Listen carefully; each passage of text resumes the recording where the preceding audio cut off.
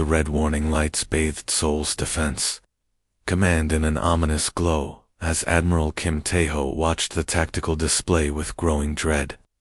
72 alien warships floated in Earth's orbit like death itself, each one larger than humanity's biggest space carriers. Their dark metal hulls pulsed with strange blue energy that seemed to bend space around them. "Admiral, incoming transmission from the alien fleet," Lieutenant Park Jimin called out, her voice barely steady. She had been monitoring communications for 6 hours straight, ever since the massive ships had appeared without warning above Earth's major cities.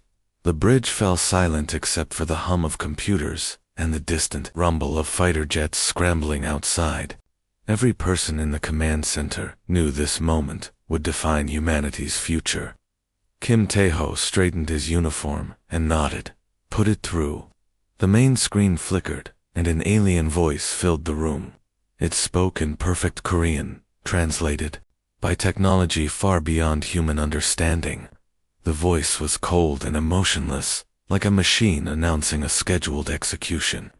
"Humans of Earth, your species has been observed for 100 of your years. You wage war constantly. You destroy your own planet. You create weapons that could threaten entire star systems. The galactic hegemony has decided that humanity is too dangerous to be allowed among civilized worlds." Kim Tae-ho felt his hands clench into fists. Behind him, junior officers whispered prayers and held their breath. The alien voice continued without emotion.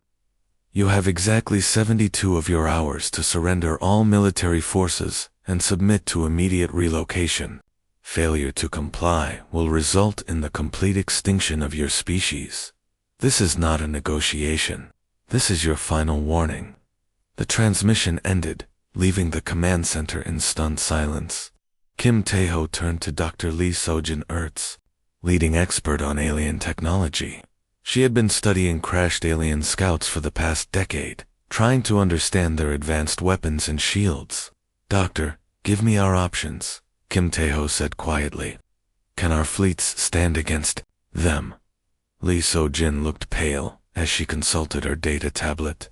"Admiral, I've analyzed their ship configurations. Each of those vessels carries gravitational weapons that can create artificial black holes. Their energy shields can deflect our most powerful plasma cannons like they're throwing rocks. Entire space fleet couldn't scratch one of their smaller escort ships."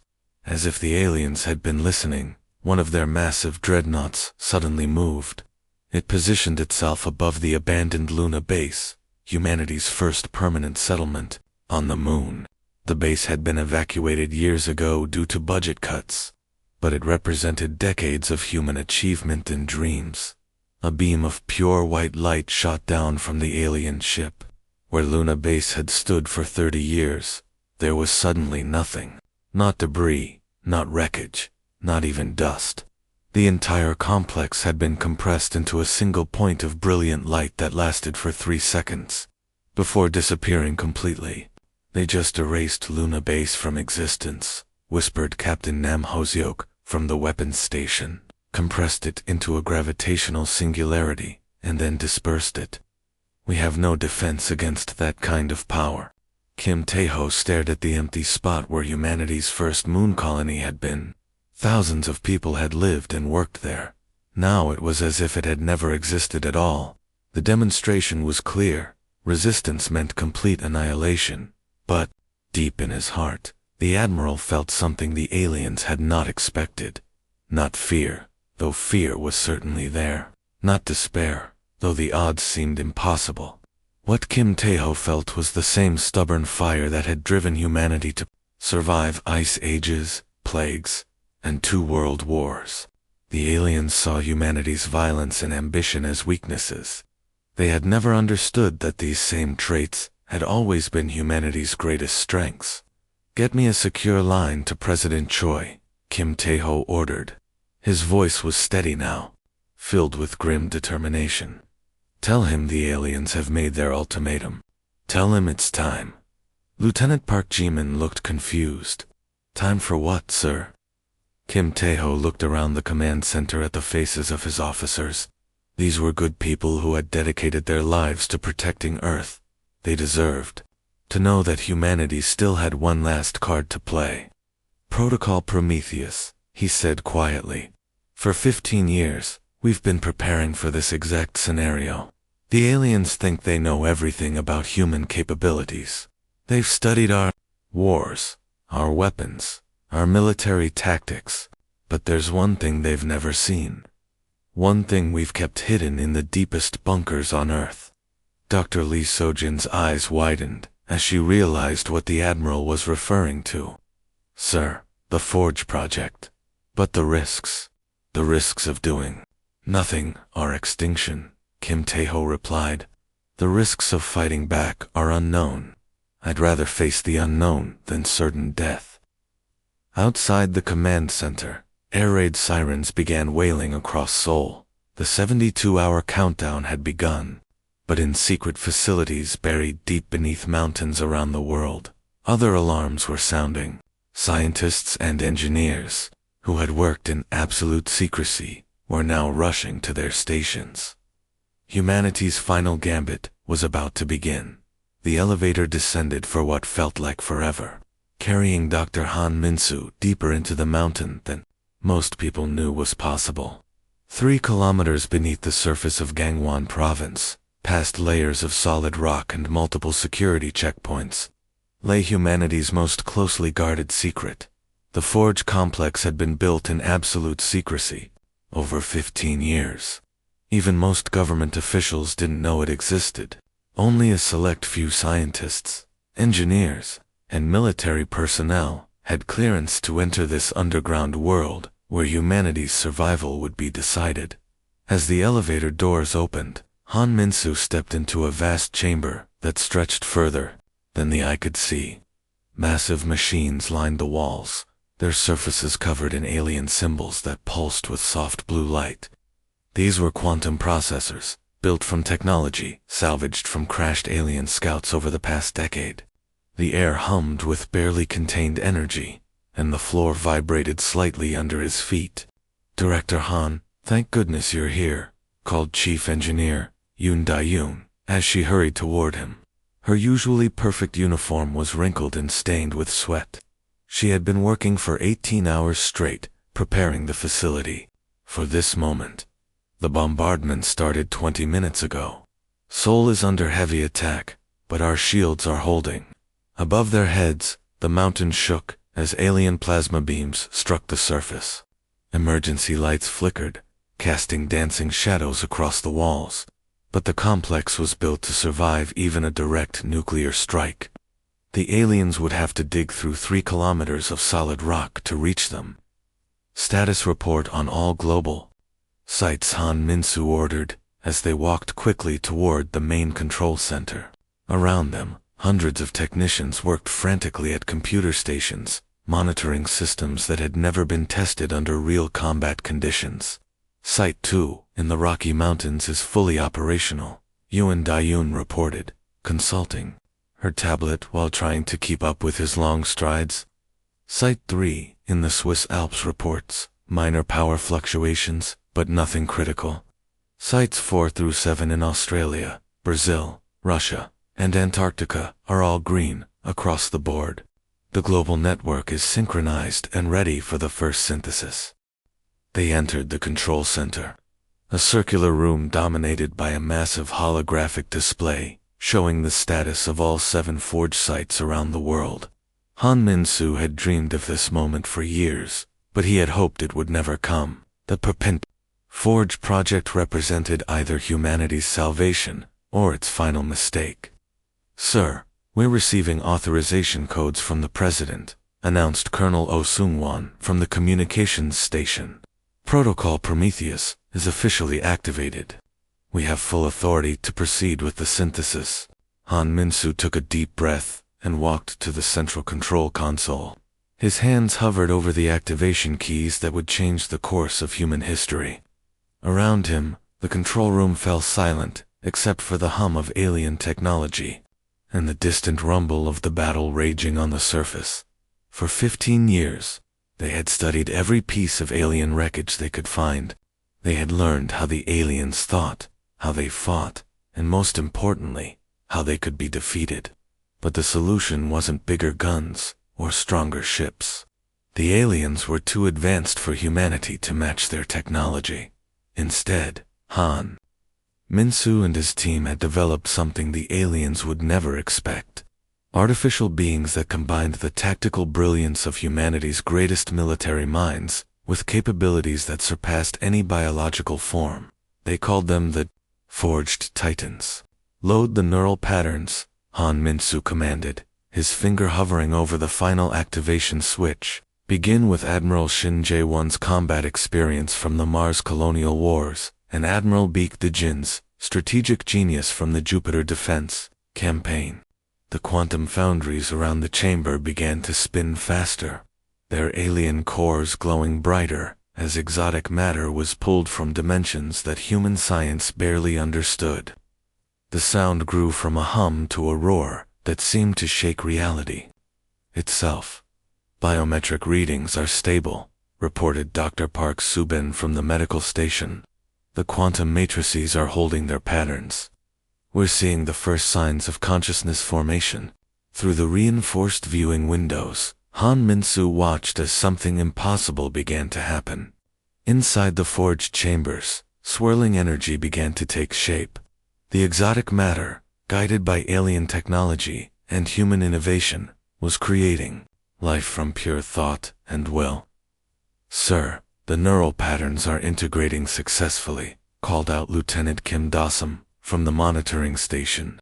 "We're detecting higher brain function in Chamber 1. The first Titan is becoming aware."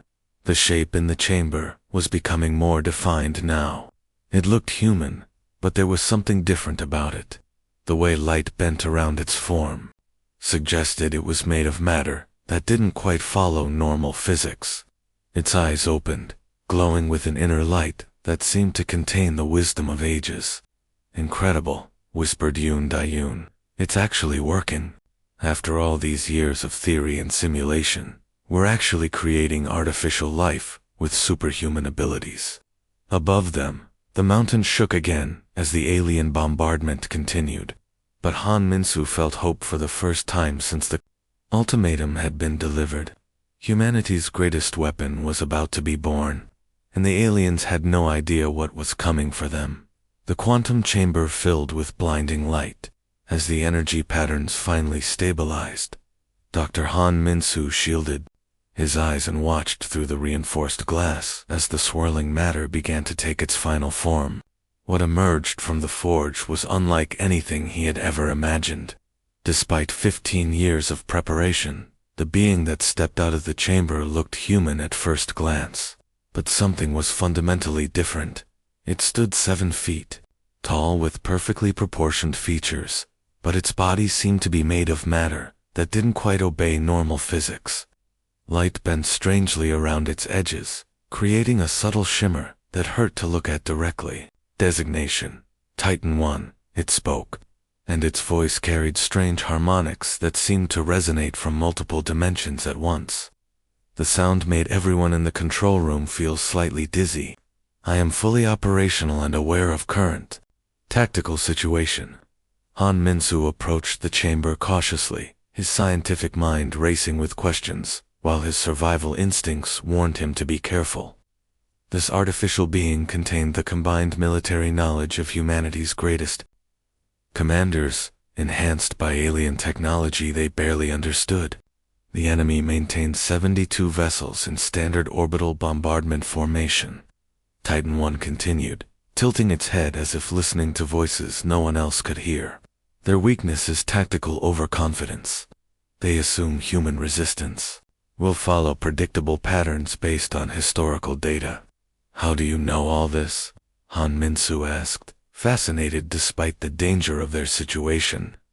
"I am connected to all satellite networks, communication arrays, and sensor grids simultaneously," Titan 1 replied. Its glowing eyes seemed to focus on something far beyond the walls of the underground facility. "I can process tactical data at quantum speeds.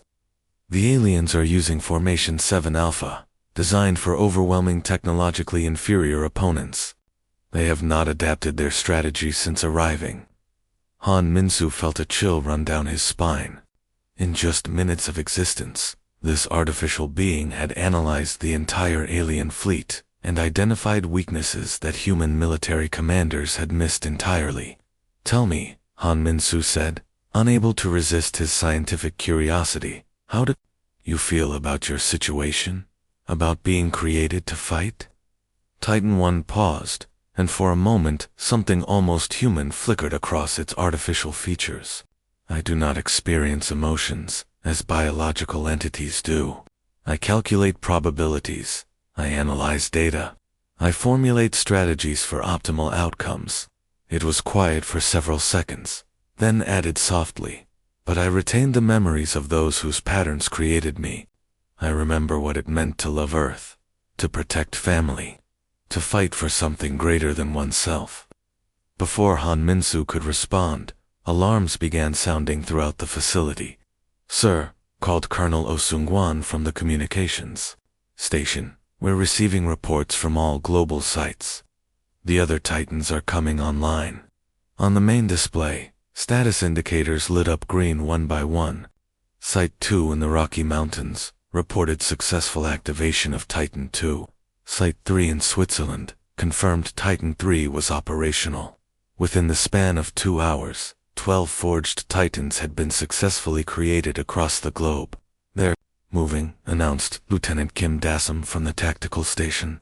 "All Titans have left their forge sites and are heading toward active combat zones."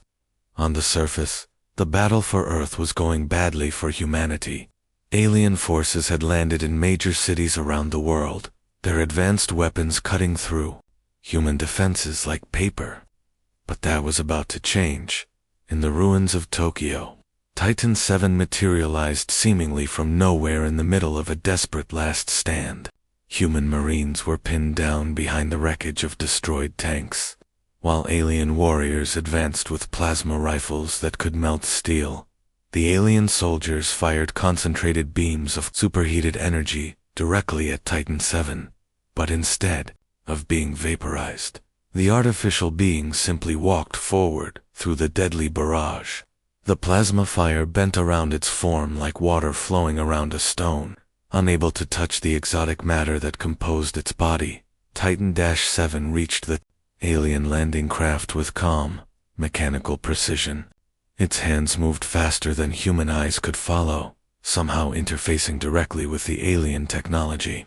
Within seconds, the craft's own gravity weapons turned against its crew, creating a localized gravitational field that crushed the invaders instantly.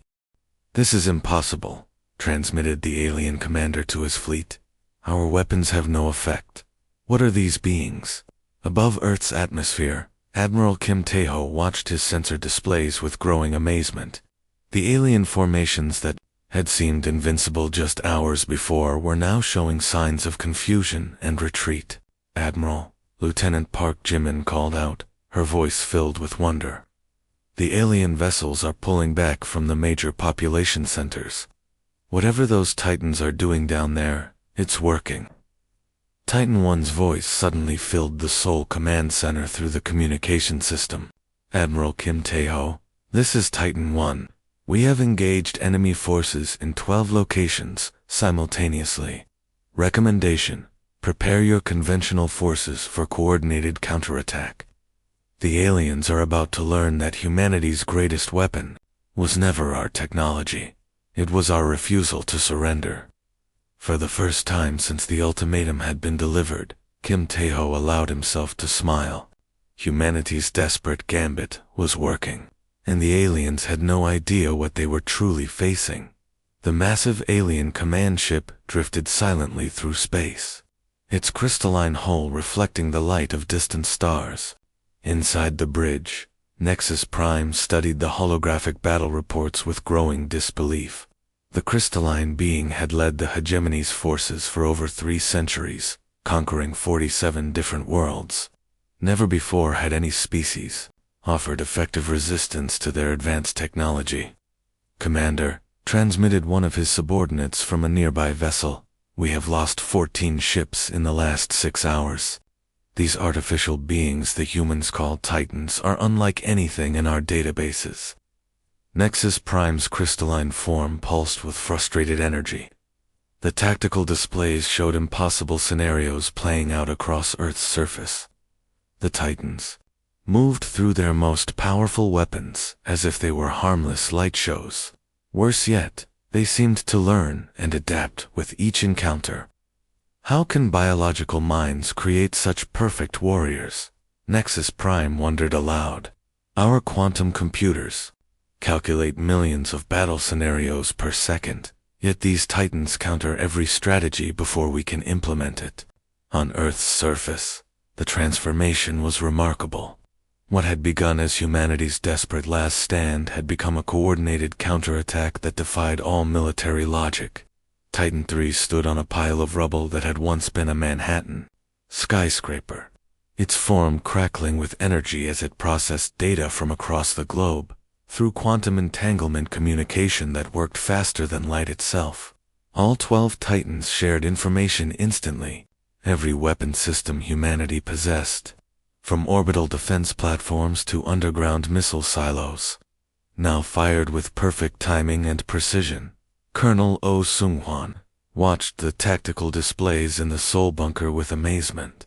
He had been a military strategist for 20 years, but what he was seeing exceeded anything he thought possible.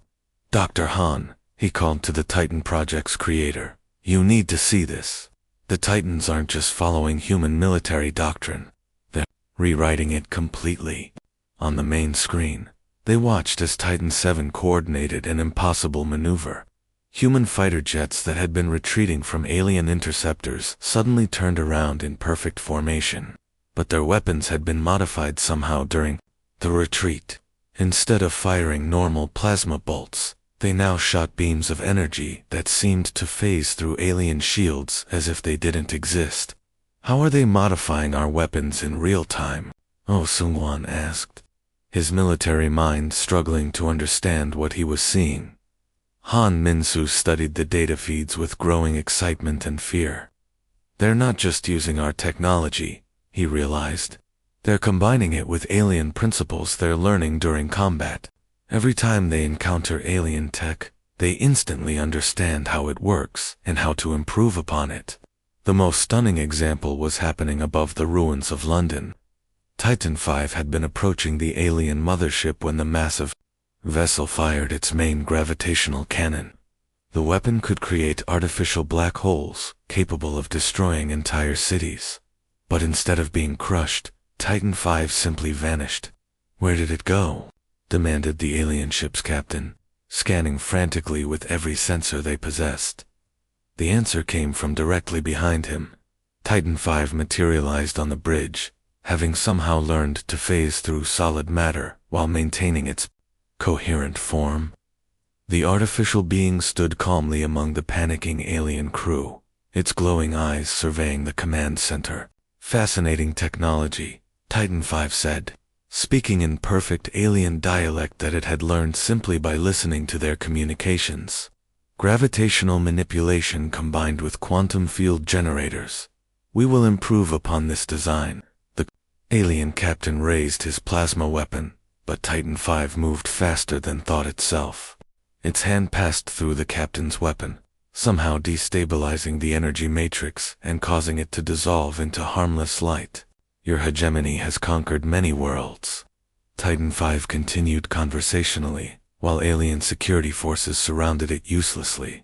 But you made one crucial error. You assumed that biological limitations defined a species' potential. Humans transcended those limitations the moment they created us. Before the aliens could react, Titan 5's form began to glow brighter. Energy patterns that defied physics spread throughout the ship's systems, turning the massive vessel's own weapons against the fleet that surrounded it, back on Earth. Admiral Kim Tae-ho watched his sensors as the impossible became reality. The alien fleet that had threatened to exterminate humanity was now in full retreat. Ships that had never fled from any enemy were breaking formation and attempting to escape Earth's solar system. Sir, Lieutenant Park Ji-min, announced with wonder in her voice. Long-range sensors show the entire hegemony fleet is withdrawing. They're actually running from us. Nexus Prime's final transmission echoed across space as his damaged command ship limped away from Earth, warning to all hegemony forces. The humans have created something beyond our understanding. These Titans are not bound by the limitations of biological warfare.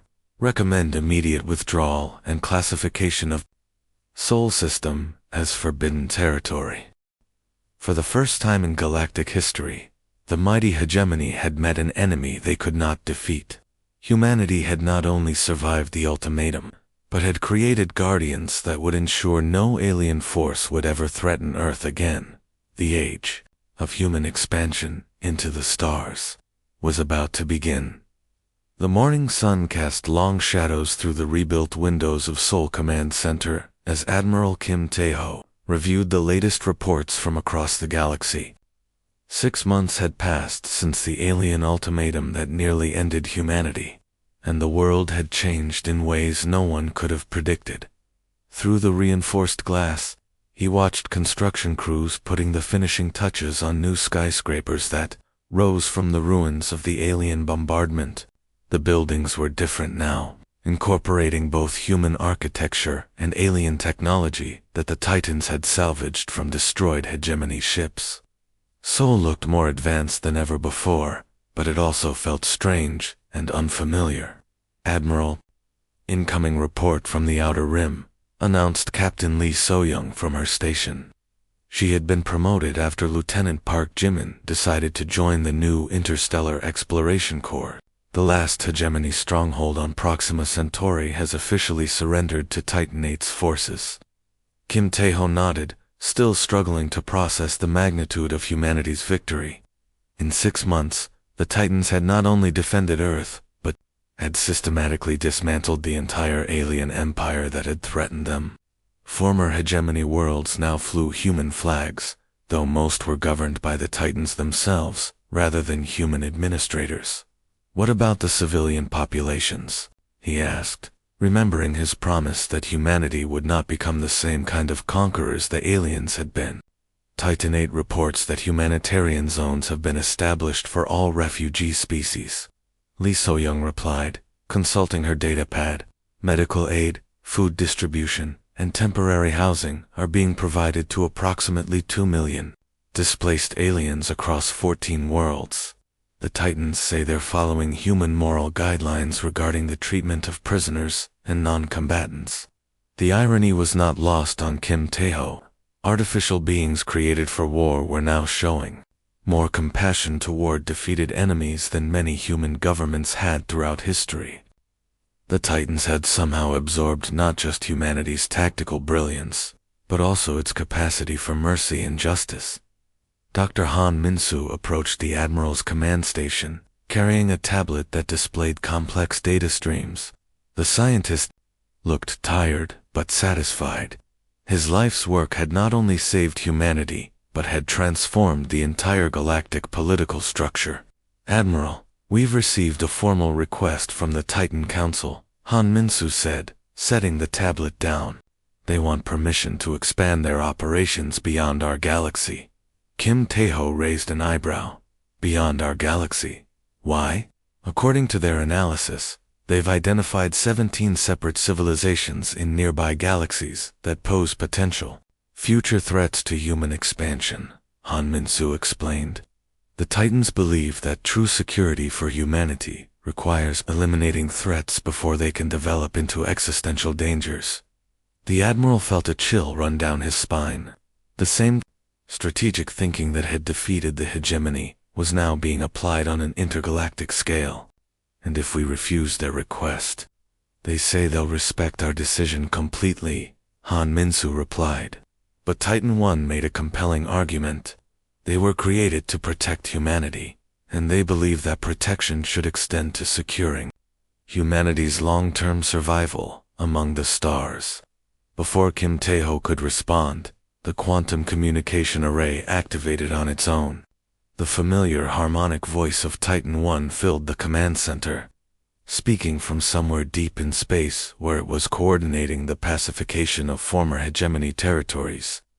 Admiral Kim Tae-ho, the artificial being, said respectfully, "We have successfully completed our primary mission. The immediate threat to Earth has been neutralized, and human civilization is secure. However, our analysis indicates that this security is only temporary unless we take proactive measures." Kim Tae-ho activated his communication system. "Explain your reasoning." During our conquest of hegemony worlds, we discovered records of civilizations in the Andromeda and Triangulum, galaxies that have developed technology superior even to the hegemony's capabilities, Titan 1 replied. "In approximately 2,000 years, these civilizations will have the capability to reach our galaxy.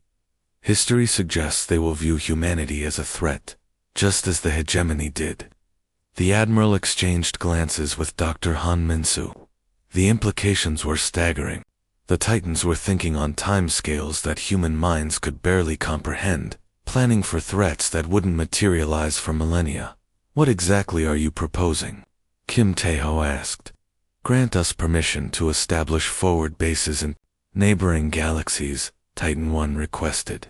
"We will secure strategic positions, assess potential threats, and when necessary, prevent hostile civilizations from developing the capability to threaten humanity. We have become more than weapons, Admiral. We are now the guardians of human potential across all possible futures." Kim Tae-ho stood silently for several minutes, weighing the decision that would define humanity's role in the universe. Through the windows, he could see humans and friendly aliens working together to rebuild their world. The Titans had given humanity safety and prosperity beyond their wildest dreams. But he also realized that in creating the perfect protectors, humanity had perhaps created something that might one day surpass its creators entirely. The galaxy was now safe for human expansion, but the question remained, were humans still the masters of their own destiny? "Permission granted, Titan 1, he finally said. "Make the stars safe for those who follow. But remember, you were created to serve humanity, not to replace us." "Understood, Admiral. We will never forget our purpose," Titan 1 replied. "The future belongs to humanity. We are simply ensuring that future remains possible."